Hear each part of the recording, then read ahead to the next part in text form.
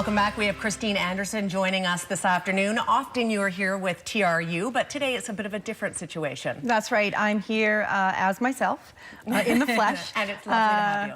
Thank you, Susan. So basically, I'm a graduate student at Railroads University, and I'm putting on a project this Sunday here in Kamloops, and the reason is it's because it's a part of one of my courses I'm doing right now. And keeping with the theme of India, I suppose, today, it's about chai tea. So on Sunday, for anybody out there who's interested in discovering what is chai tea, this is a great experience to come and check out some photos that I took of chai practices while I was in India with my class a couple months ago. And also sample some chai tea made by Ankur, who is an Indian international student at TRU. So together we're sort of putting on this exhibit, which is, we're calling it, or I'm calling it, a visual and sensory chai tea experience. We have some pictures from your trip to India. I didn't realize you were there with your class. Yes. It must have been just a huge eye-opening into a completely different culture, both in a sensory way, in every way that you could look at the world. It's different, it's a different place, and fascinating, and you must have thoroughly enjoyed yourself. Of course, yeah, it was an amazing experience, and that's part of the program. The reason that I took this program is because I knew we would get to have an international residency.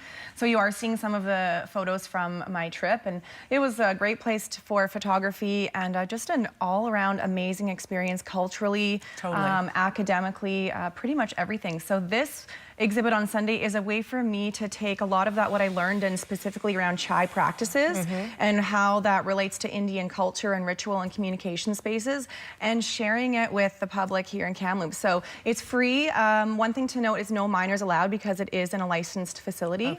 Free, you don't need to bring a teacup. I have all of that ready for you. And come and sample some chai, 1 to 5 p.m., 369 Victoria Street. That sounds really good. Tell me this, can you give us a brief synopsis on how the chai practice ties into the culture there?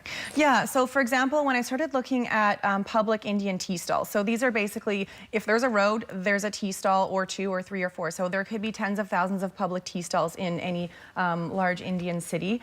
So how that relates to the culture is, so for example, 90% of the Indian economy is informal. And so how important it is for people who may be working in that informal sector, really contributing vitally to the economy. Furthermore, as a communication space, for example, 400 million people in India are illiterate. So that communication space where you don't need to be able to write or read is very, very important in just coming and talking about the goings on, what's happening in politics, what's happening in entertainment. So as a communication space, those public tea stalls are very, very culturally significant. So a lot of their communicating takes place within that area. Yeah, sure. That's very interesting. Yeah. You must have learned a whole bunch. I know we're just touching the tip of the iceberg. Yes. However, if you would like to learn more about the Sipping Culture exhibit, as she mentioned, Christine mentioned, 1 o'clock in the afternoon until 5 on Sunday at the Commodore. It sounds very interesting. Thank you for sharing with us today. Thank you for having me. I hope to see you there. Absolutely.